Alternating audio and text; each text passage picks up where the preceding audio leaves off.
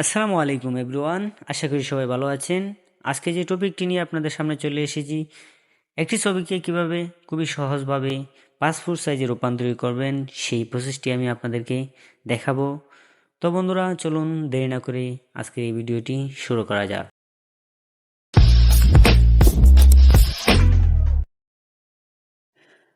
তো বন্ধুরা, আমরা ইন্ট্রোর পরে চলে যাব আমাদের ক্রোম ব্রাউজারটিতে।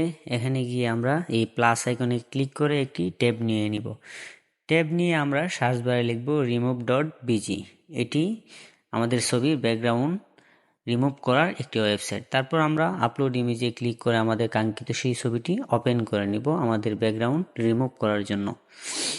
তো আমি ছবিটি অ্যাড করে নেওয়ার পর সাথে সাথেই দেখতে পাচ্ছেন আমাদের এই ব্যাকগ্রাউন্ডটি রিমুভ হয়ে গেছে। তারপর আমরা অ্যাড ব্যাকগ্রাউন্ডে ক্লিক করে এখানে অসংখ্য ব্যাকগ্রাউন্ড দেখতে পাবেন। বন্ধুরা, আপনাদের যেটি পছন্দ হবে সেটি অ্যাড করে আপনি আপনার ছবিটি সোশ্যাল মিডিয়ায় পোস্ট করার জন্য অ্যাড করতে পারেন। তো আমার সেই ব্যাকগ্রাউন্ড প্রয়োজন নেই, আমি এখানে পাসপোর্ট সাইজে ব্যাকগ্রাউন্ড অ্যাড করে আমি ডাউনলোড অপশনে ক্লিক করলাম। ডাউনলোড অপশনে ক্লিক করে বন্ধুরা আমার ছবিটির ব্যাকগ্রাউন্ড রিমুভ হয়ে গেছে অলরেডি। তারপর আমি আবার প্লাস আইকনে ক্লিক করে একটি ট্যাব নিয়ে নিব। তারপর আমি এখানে সার্চ বারে লিখব replicate.com। replicate.com লিখে আমি ইন্টারে ক্লিক করব। ইন্টারে ক্লিক করার সাথে সাথে আমাকে আরেকটি এআই ওয়েবসাইটে নিয়ে যাওয়া হবে। এই ওয়েবসাইট দ্বারা আমি আমার এই ছবিটির এইচডি রেজুলেশন এবং নর্মাল ছবি থেকে খুবই সুন্দর একটি ছবি তৈরি করে নেব। তারপর দেখতে পাচ্ছেন বন্ধুরা, ড্রপে ফাইল নামে অপশন রয়েছে। এখান থেকে আপনি চাইলে আপনার গ্যালারি থেকে ছবিটি আপলোড করতে পারবেন। তো আমার যেহেতু ডাউনলোড করা হয়েছে, আমি এখানে ড্র্যাগ করে এনে ছেড়ে দেব। তারপর বন্ধুরা দেখতে পাচ্ছেন পাশে রান অপশন রয়েছে। এই রান অপশনটিতে আপনি ক্লিক করলে অটোমেটিক সাথে সাথেই কাজ করা শুরু করে দিবে। তো আমি রান অপশনে ক্লিক করলাম। ক্লিক করার পর আমার ছবিটি অলরেডি কাজ শুরু হয়ে গেছে। দেখতে পাচ্ছেন বন্ধুরা, আগে এই পূর্বের ছবি থেকে বর্তমান ছবির কতটুকু পার্থক্য ব্যবধান হয়েছে। তো আমরা আবার এই ছবিটিকে ডাউনলোড করে নেব। ডাউনলোড করে নিলাম বন্ধুরা। ডাউনলোড করার পর আমরা এই ছবিটিকে এই ডাউনলোড অপশন থেকে ট্র্যাক করে আমাদের অ্যাডোবি ফটোশপ 7.0-তে নিয়ে ছেড়ে দেব।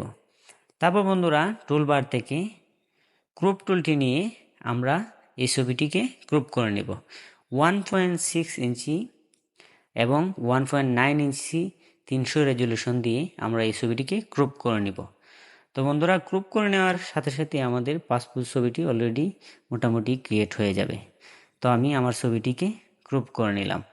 ক্রপ করে নেওয়ার পর আমি এই ছবিটিকে হালকা একটু সৌন্দর্য বাড়ানোর জন্য আমি কিছু কালার কারেকশন করব। তো বন্ধুরা, Ctrl+U ক্লিক করে আমি হুইট একটু বাড়িয়ে নিলাম, সিচুয়েশনটি একটু বাড়িয়ে নিলাম। আপনি আপনার মনের মতো বাড়িয়ে নেবেন, কমিয়ে নেবেন। তারপর আমি Ctrl+M দিয়ে আমি একটু লাইটটিকে একটু বাড়িয়ে নিলাম।